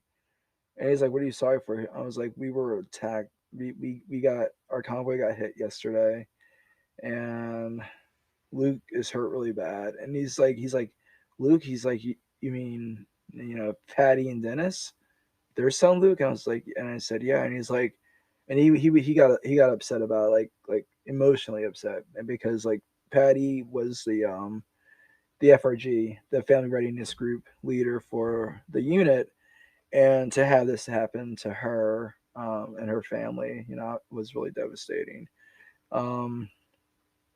And so next day we meet with we meet with the chaplain, and the chaplain's like, you guys got to keep on carrying on. So he's like, take those, whatever you're feeling, take those emotions and just put it in a box, like, and lock it up, and just soldier on. That's what the chaplain told us to do. And it sucked because like we didn't really have the time. We were upset, but we didn't have the time to really process what had happened, or even, like, because we're just like playing. It's all playing back in our head. It was just so fresh. And I just remember after that we had another meeting with like another like senior exec group. There was like a sergeant major and something, and another colonel. And the sergeant major was like, I don't know if you like, we're all every one of us that was in that convoy were there. And the sergeant major was like, I don't know if you guys noticed, but a couple of days ago there was a group that got hit on their convoy. And we're like, why do you think we're here? Like, we're that group. So for the rest of the time, that sergeant major did nothing. He said nothing because he just didn't know. It was just, we were awkward moment. He didn't know he was talking to. Yeah, he didn't know. He was talking to. So it was just, it was frustrating. And we still. This is back in January 2nd. So now we're 3rd, 4th. It's now January midnight, January 5th. They wake us all up, and the company commander tells us, like, we're all like in a little day room area that we built. We built this like out of like wood that we scrounged. We built like this nicer day room area. He tells us that like Luke's passed away, and it was I took it really hard because, and I mean, I think everybody did, but I think I felt responsible for his death, because, you know, that should have been me. I should have been the third truck, not, and he'll be the first truck. But also, when we were leaving our unit to go to Fort Knox, um, his parents had been so nice to, like, kind of take me in. And as we're getting ready to leave, we have this big send off. I told his parents, they go, take care of Luke. I go, I will. I'll bring him back safe and sound. Um, and I just felt like I didn't keep that promise. I just felt like I broke a promise, and then now it's, and I blame myself. I blame myself for him dying. I said, that should have been me in this position. That should have been me there. And yeah, I just, it was really, it was hard. It was something that I held on to for a long time. A lot of guilt. And when I came, so then like a couple of days later, like after that, um, I had won like at the time it was a lottery to go home for your 2 weeks leave. So my name was picked out of a hat, and I didn't want to go home. I wanted to be there, and I said, hey, I don't want to go. Can I give it to one of my friends, because he's married, I'm not married, and like, well, if you can't give it away, like you either you use it or we give it to somebody else, but you can't decide who gets it. I'm like, all right, fine, I'll go home. So I go home, and I go to Chris Leverkusen. He's at Brooke Army Medical Center because he was injured. He was also injured, but I went there, and he was. I mean, he was like he had a couple burns. His leg was like in pins because his leg just got mangled, and um, it was, I think he was surprised to see me, and Luke they just had the funeral for Luke, and I just like I could have gone to the funeral, but I was still just like, I felt guilty. I was afraid his parents would be mad at me for not keeping my word. So I had all this stuff like going through my head. So I was like, see, Chris, this is the start. So I go to Brook Army Medical Center. His mom's there, his grandparents are there, and we're just kind of like, I brought back I go, hey man, I brought back your remote controlled car. And he's like, awesome, thanks. He's on a morphine drip, so he's still kind of like lucid about everything. And so I go, hey man, I'll see you tomorrow. It's like, come back the next day. And then our old company commander was a charge nurse at Brook Army Medical, so it's really cool to see. It was really cool to see him, Captain Hutchins, guy from like New England area. And his son was in our unit too. So we were talking a little bit, and then Chris feels better. He's a little bit more lucid. He's able to see what's going on, and we're talking, and I'm there, and the medical doctor's like,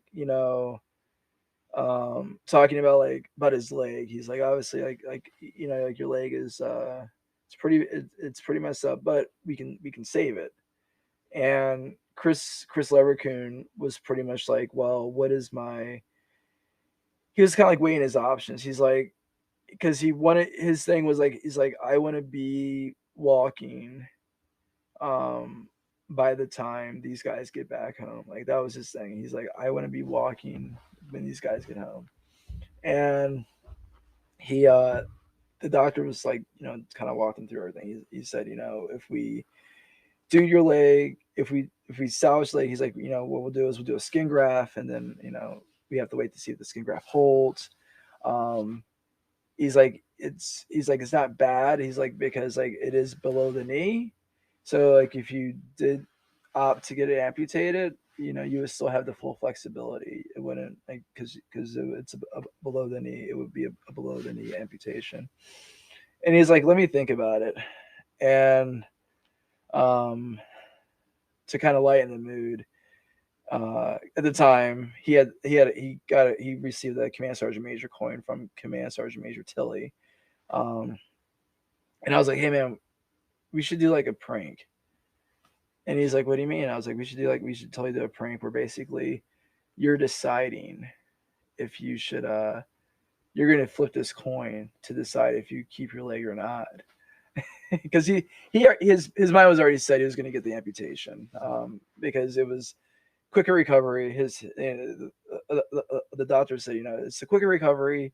You just won't have your bottom leg. He's like, you'll experience like the phantom leg stuff, but other than that, you'll be fine. So he's like in bandages. His hands, he's still in bandages because his hands are burnt. He gets the coin, and I'm like, okay, I'm here with Coon Dog. He's in the hospital. He's like, you know, I'm like, hey, say hi to everybody. He's like, hi guys. He's like, I hope you guys are doing good. I'm fine. I'm good. He's like, but I have to make a really serious decision right now. I have to decide if I'm going to keep my leg or not. And he's like, Sergeant Major Tilley gave me this coin. So we're going to say this is heads, and we're going to say this is tails. And if it lands on heads, I keep the leg. If it lands on tails, I get it amputated. So he's in bandages. So he's like trying to like flip this coin. So he just like shrugs his shoulders up. The coin flips over, and he's like, and then like the morphine is starting to kick in. So he's like, all right, I think this means tails. I guess I'm getting a cut. But then his mom's like, he's not doing that, guys. He's not using heads and tails to decide. Come on. And so he starts laughing. That would have cracked everybody up. But then so then I do that. You know, I'm like, awesome, man. And so we, you know, it was just good just to see him. Then I flew to Indiana, and I just like I was staying at a friend's at a college, like at a friend's place who was in we were on the rowing team. We were all on the rowing team together. So I was staying at their place, some of his girlfriend's place. Lauren and Tim, they were dating. Now they're married, and they have like 5 kids, I think. But anyway, that was staying at their place, and I was just putting off like meeting Luke's parents. I kept on putting it off, and then it wasn't like the second to last day. I go out there, I drive to their place, and the thing is like this is like before Google Maps or anything. So it's like they lived in a farmland, so it's like you have to kind of like navigate.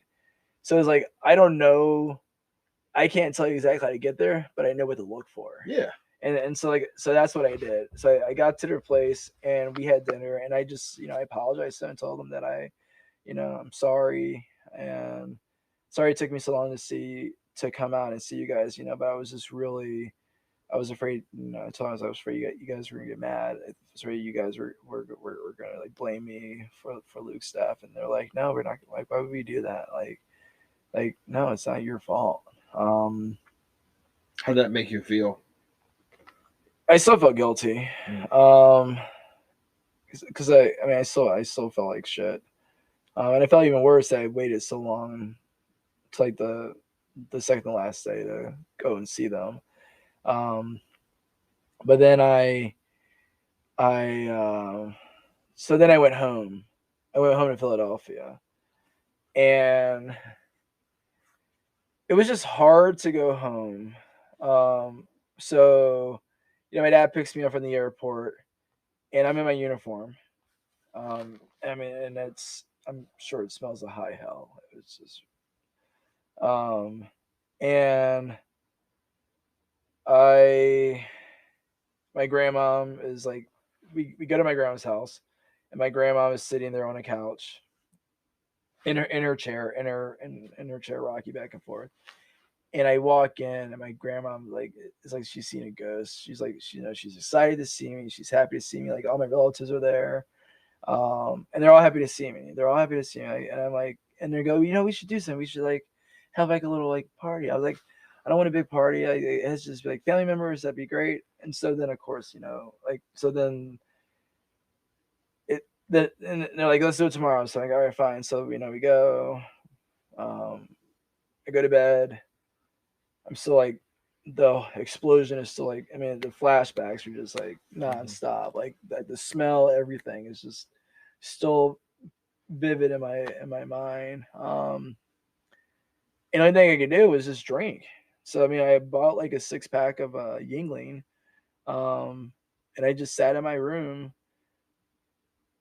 on a mattress in my room and just drank a 6-pack of beer and watch TV.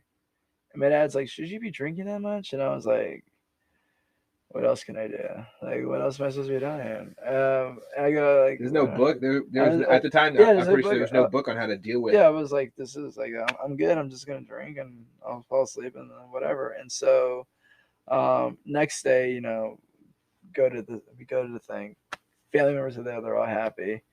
And it was overwhelming for me, and I just felt so guilty. Like it was just so much, so quickly.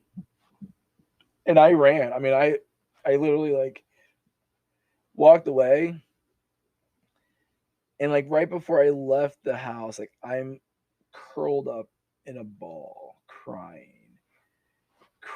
my ass off, just crying. Because here I am, my family's like celebrating me being home, but I'm not home. Like I'm only on leave. Like something could still happen to me. Like, but then I also think about like Luke's parents. They're not going to have this moment. So it was just like a lot weighed out on me. It's eating you up. Yeah, it was eating me up. Yeah, it was just weighing out on me. And so then I leave, and my dad's like, everybody came out here for you. And I go, I didn't ask for this. And so I drove back home and drank another 6-pack of Yingling. Then do you feel like you were judged because you couldn't, I didn't feel like I was judged. I just feel like nobody understood what was going on. Mm-hmm. And they wanted to understand what was going on, but they just didn't know. And I didn't, and I, at the time, wasn't telling them what was going on over there. It was just, I think it was just, for me, it was just too much. It was too much happiness when there was still a lot of sorrow. And I just didn't want to deal with it. And so I just drowned it out. And so basically when I came, so now I'm, now I'm back in Iraq. And I'm in Baghdad, and my sergeant's there too. Sergeant Myers. We get back just in time for the Super Bowl. And this is the second year of the Patriots. Prior to that, the Patriots had went to the Super Bowl and won. They beat the St. Louis Rams. This year they're back in the Super Bowl, and they're playing against the Carolina Panthers. Jake Delahomme's the quarterback. Tom Brady's the quarterback. We're in Baghdad. We're in Bayab. And the AFN network signal keeps on going in and out. So we're also listening to it on the radio because we can hear it on the radio. And for like most of the game, we just listened to because it was on the radio. But then the halftime show, out of everything, the halftime show goes on. And this is the one where Janet Jackson's like, her nipple falls out. So like we're watching this, and like, that's pretty good. And then as soon as Justin Timberlake goes, I bet I have you naked by the end of this song, and her nipple just drops, we're like, boom! We're all just starting to scream, boom! and then the screen goes blank, and then the screen goes blank again, and we're listening to the rest of the Super Bowl on the radio on the AFN network. Then then we just finished out the rest of the deployment. We had to drive back. We had to drive everything back. So we called ourselves the Pirates of the Euphrates. That was we had like 2 nicknames. We were the Pirates of the Euphrates because we stole shit. Well, we acquired stuff. Tactically acquired, yeah. Tactically acquired. And then we also called ourselves the Suicide Kings because we always did convoys. And our platoon sergeant was like, hey, we're missing a camo netting. And so we're like, well, there's a unit that has camo netting just laying out. So what we did was we took our 5-ton, and because they were saying on the airfield, we took our 5-ton in tents. We took our 5-ton, we drove it in the airfield, we turned off the lights, and then we shut the engine off, and just let it roll. We all jumped off. We were all right in the back of the by the fifth wheel. Mm-hmm. We all jump off the back of that. We grab the camo netting.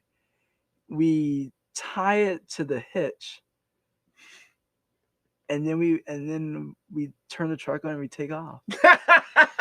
And then we shove it, and then we bring it back, and we shove it somewhere where, so if anybody says like, hey, it's something like we're missing camo netting, like, no, it's like we don't have it. Like, yeah. So yeah, we did a lot of shady shit like that. But anyway, so that happened. Gotta spice it up. Exactly. So we did that.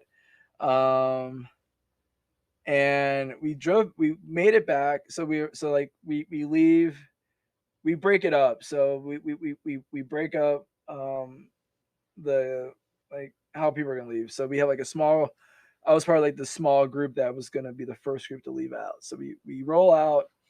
Our first night our first stop was Scania. It might have either, I think it was Scania. I think we made it to Scania that night. Yeah, we did. We made it to Scania 1.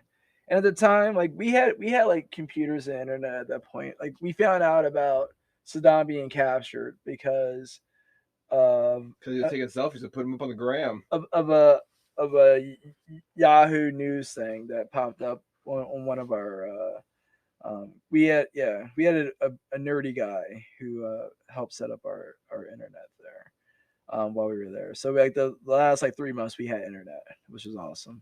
Yeah, because we could email. Very good. So we we could check email and stuff like that. But one of the guys never really got up there because he was Jamie Hopper, who was a angry little Irishman. And he's a short dude, really short. So anyway, so he basically, we're at Scania 1. There's a computer lab there, and I'll never forget this. This is fucking hilarious. He's at the computer, and like the guy, like the timekeeper, is like, computer number 5, your time's up. And Jamie's still typing. He's still typing away at this email. Then like 2 minutes later, computer number 5, your time's up. Still nothing. Still typing. And then like 1 minute passes by, and the guy's like, computer number 5. He's like, Jesus Christ, you're in your first goddamn time. He's like, I don't know. He's like, what are you guys gonna write about? You guys just got here. Hi, Mom. Hi, Mom. There's people outside the base that sells alcohol. They're called Iraqis. He's like, shut the fuck up. I've been in the fucking shit for 15 goddamn months. Leave me the fuck alone so I can write my goddamn email. And then they go, computer number 10, your time's up. Computer number 10, your time's up. And so that was really awesome. And we never got the opportunity to get like new uniforms or anything. So we were wearing like the same stuff we wore when we got there. So like the stuff is like, there's like holes in it. My boots, because of the fuel, have like holes in it. And I remember we were back at Camp Virginia, and I'm sitting in line to go to the PX, and this captain sits next. Well, first of all, everybody's on a cell phone now. Like you have a cell phone out here, like you can call people. And because I see people like talking on their cell phone, like, this is crazy. But then there's this captain sits next to me, and he looks at my boots, and he's like, looks like somebody needs a new pair of boots. And I was like, I look at him, I go, sir, I just finished. I go, I've been in Iraq for 15 fucking months. When you've been in Iraq for 15 months, then you can tell me to change my boots. Until then, shut the fuck up. And I got up and I went inside the PX. He didn't say anything because it's like, he's probably right. Yeah.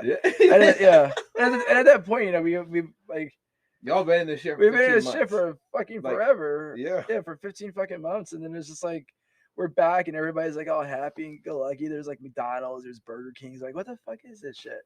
So we redeploy, and I'm not gonna say that. That's for another time. But Okay. so we all get. So we land at Fort Knox. We would go back to Fort Knox. We land at Fort Knox. There's like a small group of parents that are there. We can't do anything because we have to do like all our demob stuff. So you have to, you know, whatever the demob thing was. But all I remember was like just drinking. So he landed, because Chris was there. Chris Leverkusen was there. He had his prosthetic on, but he was also in like crutches, like walking crutches. Mm-hmm. But he kept his word. He's like he made his goal. He made his goal. So had a long way to go, but he was able to walk, and so that was really cool. Chris Henderson, the Godfather, was there. He was in a sling because his deltoid was all messed up from whatever piece of straddle hit him. And so that night we're all celebrating and we're all like happy. And so Chris has his prosthetic and we're like, we should drink out of your leg. And he's like, go ahead. So the bartender, who seemed unfazed by this request, she's like, believe it or not, this is not the first time somebody's requested to drink out of a prosthetic leg. And I was like, huh, okay. So we, you know, and she had a price for it. Like she already had like the price. She's like, it's $12 to fill up the leg. And I was like, okay, for an ox, that's pretty fucking cheap. Yeah. So she fills it up. We're all drinking from his fucking prosthetic leg. So we're all drinking from his fucking prosthetic leg. And so when we're done, you know, Chris he cleans out the leg. And I was like, hey, did you clean out the leg before we drink out of it? He's like, not my problem. He's like, not my problem. So I was like, but it was funny because he did this thing with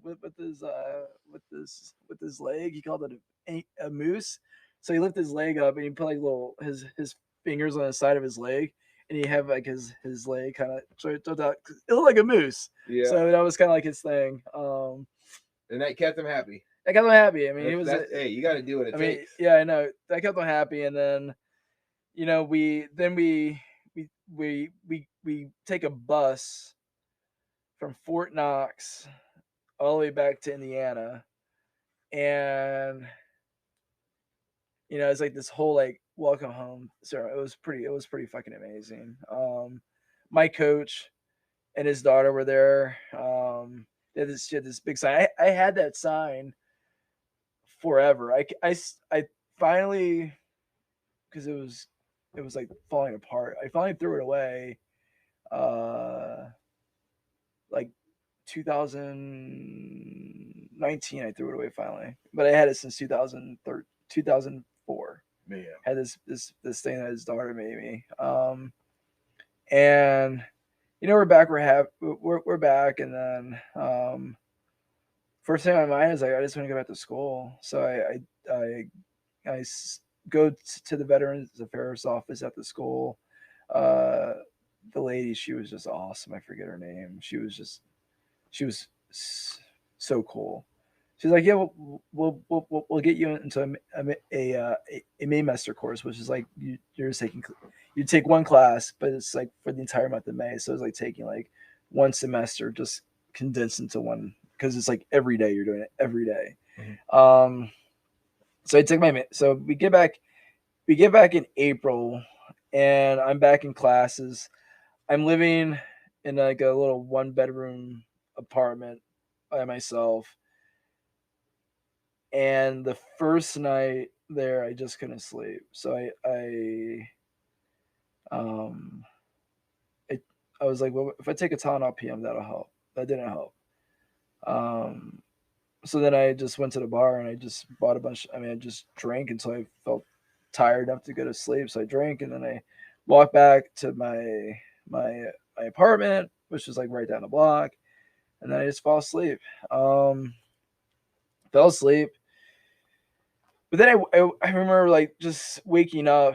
I remember farting, and this is when like reality kind of set it in. Like I farted, and I was the only one that was laughing. Like there was somebody laughing. I was like, it was over, that camaraderie, that like being in like a condensed space with like everybody. That was all over, and I was alone. Like and that separation anxiety started to set in. Yeah, I don't think it was separation anxiety. I was just like, just weird. I just didn't know. Like I spent 15 months like confined, like not confined, but like sleeping next to somebody always, like having somebody like waking up because somebody's snoring, but no, like none of that. It was just me. And when I so when I started school, the first day of class, I remember the instructor, because I was at the time I was taking industrial design, and this guy was like he was one of the professors, Steve Visser, who he was just a weird dude. But like first day of class, where everybody's introducing themselves, like, hi, I'm so and so, and like I did this for this summer. And I was like, oh, that's really cool. And I go, hi, my name is Elliot, and I just got back from Iraq. And I go, oh, how was it? Well, in hell, they serve you non-alcoholic beer. That's all I could say. I was like, do you want to hear like my whole fucking story, or just like this is what happened? And so, yeah, and then that kind of like set precedence for a lot of things too. It was hard for me. From then, it was just hard for me to be in a relationship because I was like, they're gonna go away, they'll die or whatever. And I just wasn't. I like that. I was pretty creative. I just lost like a lot of creativity. So I switched to political science because I was already doing that. I wasn't. I was already set to graduate. I just had to take that. So I finished out. I'm back at school, and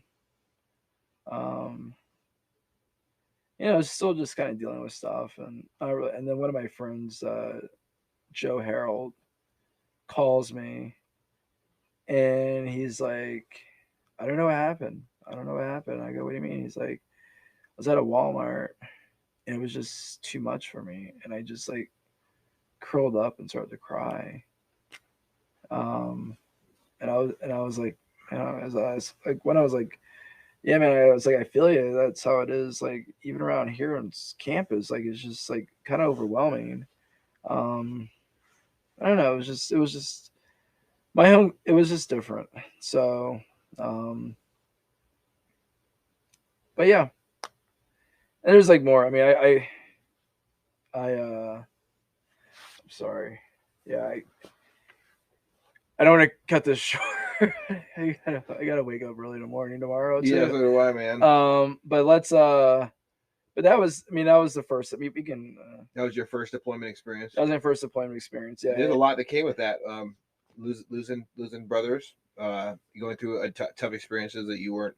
Yeah. Necessarily like I don't think there's any mental preparation you can do to handle stuff like that. No, there isn't. Because you can train, and then once something happens, it's really how you deal with it afterwards. And we were just told just to kind of shove it in a lockbox and leave it at that. I mean, and coming back, at that point, we're fucking invincible. Mm-hmm. Like we survived a deployment in a combat zone. So I mean, like everything was like I don't think there was not one time that I probably wasn't doing something that I should be dead right now. Mhm. And it was just like it wasn't adrenaline. It was just like I think honestly it was like a death wish. It's like it's gonna happen. It has to happen. It has to happen. Has to happen. Has to happen now. It has to happen now. Never did. And so it was just really difficult. I mean, it was for me. It was just like living, not to live, but just like doing whatever I can just to, you know, um, just to be something, just to be back, just to feel something. It really was just a lot of it is just to feel something because I didn't really feel anything. I just relationships were bullshit. I didn't really care. I didn't really care about being in a relationship. I was just more like I don't really care. Yeah, it was just weird being back. So, but that's something that a lot of people that I know struggled with since they came back. Yeah, not being back all the way. Like there's a piece missing. Yeah, it was. I mean, it was hard because like it was just. Yeah, it was because like I mean I thought about everything. Like it didn't go away. I thought about everything for I don't know how. Like every night was another flashback. It was always the same thing. It was just recycling. Everything was just recycling over and over again. Just replaying like a lot of what ifs, like this and that. And like I would visit Luke's tomb because he was right there, so I go visit his tomb, his gravesite, and just like at the time I have a cigarette and I light one for him, and then I have a thing of peach schnapps because he loved peach schnapps, which is really fucking weird. But did that, and then I would drink like a beer and just hang out at the gravesite. Yeah, that was my thing. Just want to ask as one question to kind of wrap this portion up. Yeah. Can it and does it get better? It gets better. And I hate to cut this short because I do. I will say yes. You can overcome it, but I would say that's safe like the next part because at this point in my life and at this point like I wasn't prepared to overcome that. Like I didn't overcome that at this point. Like I think this is gonna be like an anthology. I think we're gonna just have to keep on doing this until we get to this point right here, until we get to the couch. But yeah, I will say it does, but it's really you have to put the work in. And I think that's the most important thing. If you're not willing to put the work in, if you're not willing to accept the fact that you need help, then you're going to be stuck in that cycle. It won't get better if you don't want it to get better. And I feel like when that was me, like I didn't want it to get better because I wanted to be the victim. I wanted there to be something to blame for why I'm this way, for anything and everything. I needed to either be the victim or the martyr, and I think I played both of them. So, we'll definitely be wrapping up your story in the next little bit. All right, y'all. That ends the part one. Stay tuned for the rest. Awesome.